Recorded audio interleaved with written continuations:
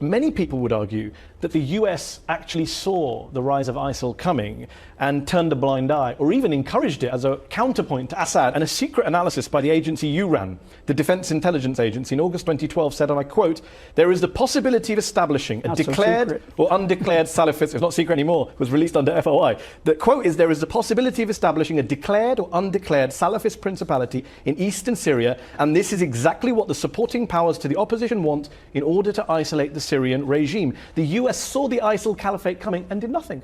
Yeah, I think that where we missed the point, I mean, where we totally blew it, I think, was in the very beginning. I mean, we're talking 4 years now into this effort in Syria. Most people won't even remember. It's only been a couple of years. The Free Syrian Army, that movement. I mean, where are they today? Al-Nusra, where are they today? And how much have they changed? When you don't get in and help somebody, they're going to find other means to achieve their goals. And I think right now what we have allowed is... Hold on, you were helping them in 2012. We've allowed this extremist... You know, these extremist militants to come in. But why did you allow them to do that, General? You were in post. You were the head of the Defense Intelligence Agency. Well, those are policy. I took the liberty of printing out that document. Yeah. This is a memo I quoted from. Did you see this document in 2012? Was this come across your table? I paid very close attention to all this. So when you saw this, did you not pick up a phone and saying, what on earth are we doing supporting these Syrian rebels? That kind of information is presented, and what did you do about it? Those become, I argued about it. Did you say we shouldn't be supporting these groups? I did. I mean, we argued about the different groups that were there, and we said, you know, who is it that is involved here? And I will tell you that I do believe that the intelligence was very clear. And now it's a matter of whether or not policy is going to be as clear and as defining and as precise as it needs to be, and I don't believe it was. Just on what you're saying, just to clarify here, you're saying today my understanding is you're saying we should have backed the rebels.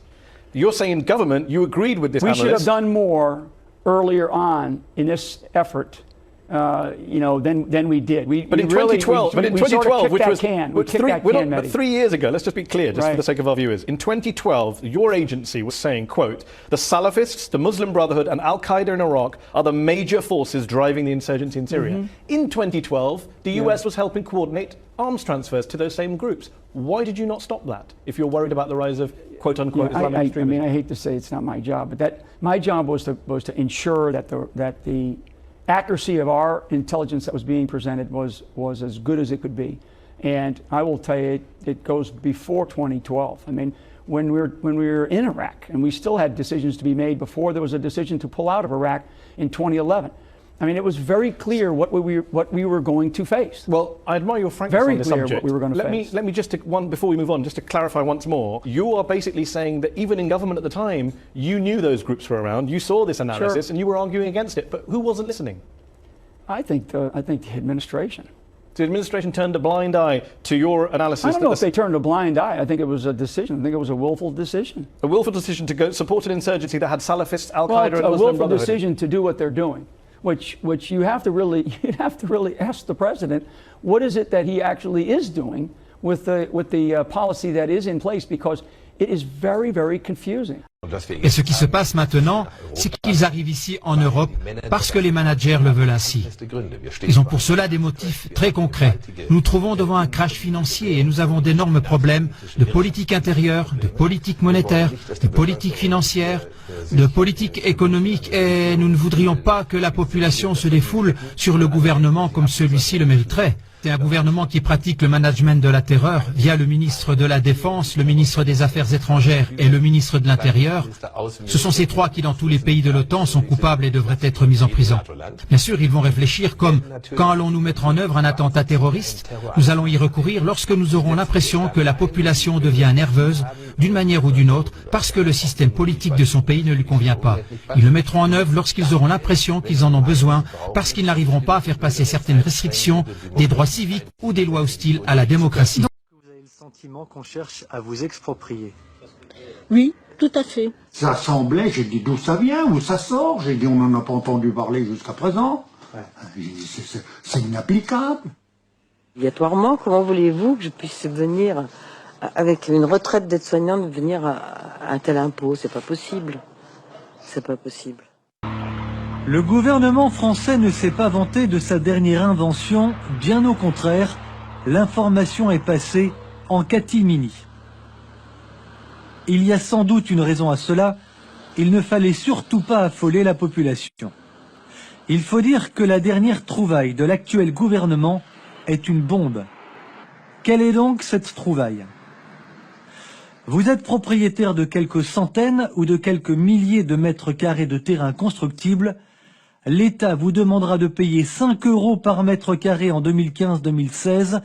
L'impôt passera à 10 € par mètre carré de terre constructible l'année suivante. Pour comprendre ce qui va mettre dans une situation financière intenable des centaines de milliers de Français, nous avons traversé la France, nous nous sommes rendus en Haute-Savoie. Voilà, c'est donc ce terrain qui va jusqu'au la ligne d'herbe là-bas. Il fait 2000 mètres. Pour ce terrain de 2000 mètres carrés seulement, cette habitante de Faucigny va devoir s'acquitter d'un impôt de 10 000 € l'année prochaine si elle veut conserver son terrain. C'est un terrain que vous avez depuis combien d'années? Depuis 10 ans, mais même pas. Il est à mon papa. Donc il y a de nombreuses années. Je ne peux pas vous dire quand est-ce qu'il a été. Quand vous avez appris la nouvelle, madame, comment est-ce que vous avez réagi? Très mal, parce que je me suis vu vendre mon terrain, alors qu'un de mes enfants a bon espoir de construire à Faucigny. Parce que je peux pas payer, c'est pas possible. Je peux pas payer un tel impôt. Comment voulez-vous que je puisse venir, avec une retraite d'aide-soignante, venir à un tel impôt? C'est pas possible. C'est pas possible. On va être obligés, donc ils vont nous c'est une expropriation. Expropriation, le mot est lâché. Un peu plus loin, dans la même commune, ces habitants nous expliquent ce que leur coûtera ce nouvel impôt scélérat sur le foncier non bâti lorsque les dimensions de leur terrain auront été recensées par la mairie. Vous avez fait un calcul, j'imagine, avec les terres qui vous appartiennent, constructibles. Si vous deviez payer l'impôt, ça vous coûterait combien, madame? Eh ben, vous calculez, on a 2000 mètres carrés de terrain. Donc 2000 mètres carrés de terrain multiplié par 5 € la première année, plus la deuxième année par 10 €. Le calcul est vite fait, hein. Ça nous fait 30 000 € d'impôts, rien que cela. Et cette commune contient de petites parcelles privées.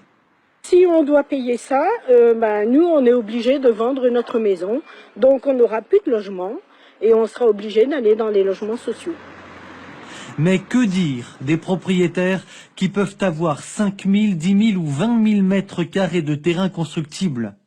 Comment un gouvernement a pu imaginer une pareille loi digne d'une démocratie totalitaire?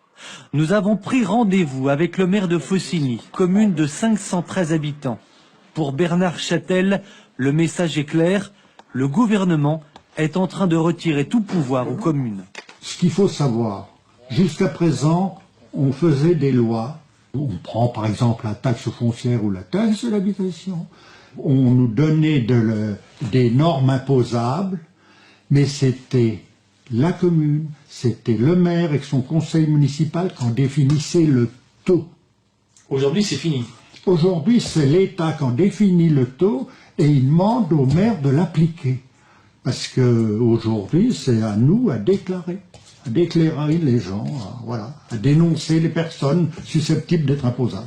Dénoncer, ça veut dire que, clairement, on vous demande de faire de la délation. Ouais. On me demande d'appliquer la loi. Effroyable. Le silence de ce maire en dit long sur ce que ce gouvernement prépare à ses concitoyens. Donc encore plus de surveillance, etc. ou d'autres choses semblables, comme par exemple la loi sur les passeports qui a été adoptée. Par exemple.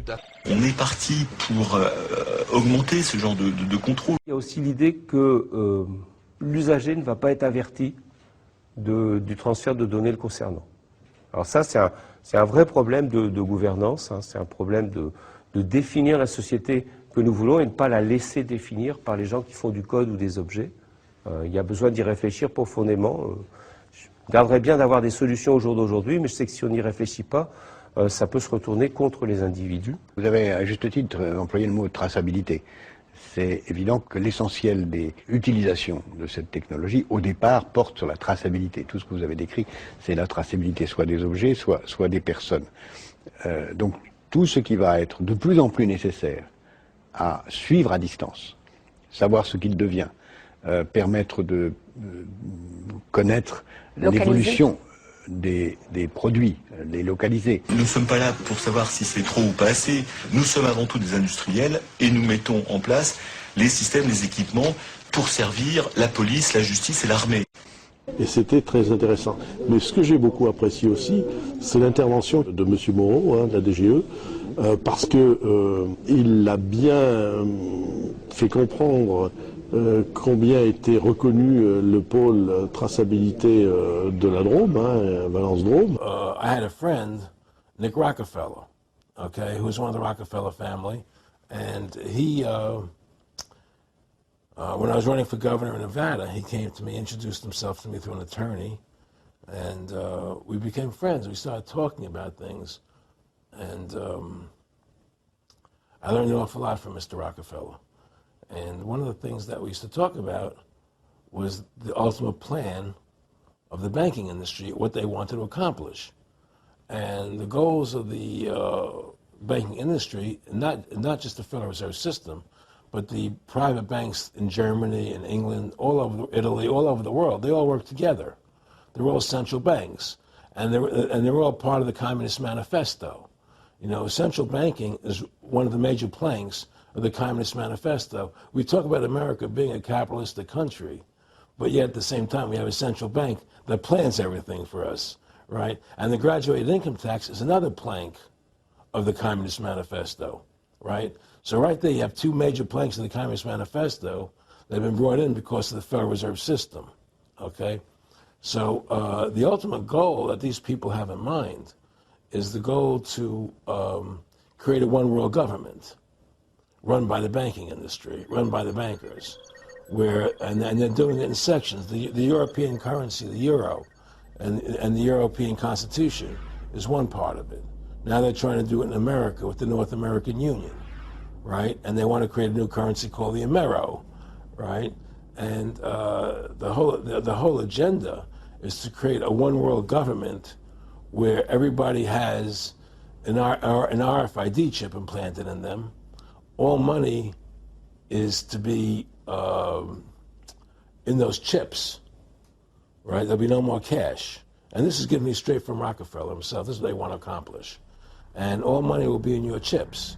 And so instead of having cash, anytime you have money in your chip, they can take out whatever they want to take out whenever they want to. If they say you owe us this much money in taxes, they just deduct it out of your chip digitally. Total control. Total control. And if you're like me or you, and you're protesting what they're doing, they can just turn off your chip. And you have nothing. You can't buy food. You can't do anything. It's total control of the people. And that chip's connected to a database that has your purchasing records, what you do, what everything. you sell. Everything is in there, you know?